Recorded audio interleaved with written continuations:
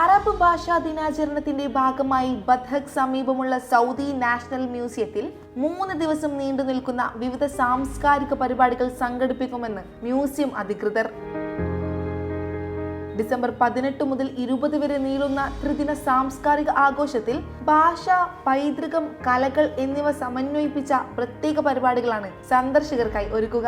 അറബിയുടെ മനുഷ്യപരവും സാംസ്കാരികവുമായ അംശങ്ങളെ കേന്ദ്രീകരിച്ചുള്ള സംവാദങ്ങളും നടക്കും. സൗദി നാടോടി ഗാനങ്ങളിലെ ഭാഷാ സൗന്ദര്യം എന്ന വിഷയത്തിൽ നടക്കുന്ന സെഷൻ വ്യത്യസ്തവും ആകർഷകവുമായിരിക്കും. പരമ്പരാഗത ഗാനങ്ങളും സാംസ്കാരിക പൈതൃകവും സംരക്ഷിക്കുന്നതിൽ ഭാഷയ്ക്കുള്ള പങ്കിനെ വിവിധ സെഷനുകളിൽ ആഴത്തിൽ പരിശോധിക്കും.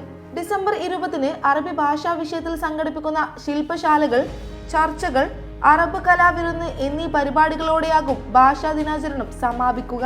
കലയും ഭാഷയും പൈതൃകവും സമന്വയിച്ചുള്ള അപൂർവ സാംസ്കാരിക അനുഭവം സമ്മാനിക്കുന്നതായിരിക്കും പരിപാടികൾ. 1973 ഡിസംബർ 18-നാണ് അറബ് ഭാഷ ഐക്യരാഷ്ട്രസഭയുടെ ജനറൽ അസംബ്ലി 6ാമത്തെ ഔദ്യോഗിക ഭാഷയായി അംഗീകരിച്ചത്. ലോകമാകെ 50 കോടി മനുഷ്യരുടെ മാതൃഭാഷയാണ് അറബി. ആശയവിനിമയത്തിനായി ഇതിലുമേറെ ആളുകൾ ഈ ഭാഷയെ ഉപയോഗിക്കുന്നു. അറബ് സാമൂഹിക, സാംസ്കാരിക, രാഷ്ട്രീയ ജീവിതത്തിന്റെ സർഗാത്മക രേഖകൾ കുറിച്ച ഭാഷ ജീവനോളം പ്രിയപ്പെട്ടതാണ് അറബികൾക്ക്. അറബ് കവികളും ലോകത്ത് ശക്തവും തീവ്രവുമായ ആശയങ്ങളെ പ്രചരിപ്പിച്ചവരാണ്. വിജയ് ഫുഡ്സ്, പേര് മാറാത്ത പെരുമ മാറാത്ത പാരമ്പര്യം.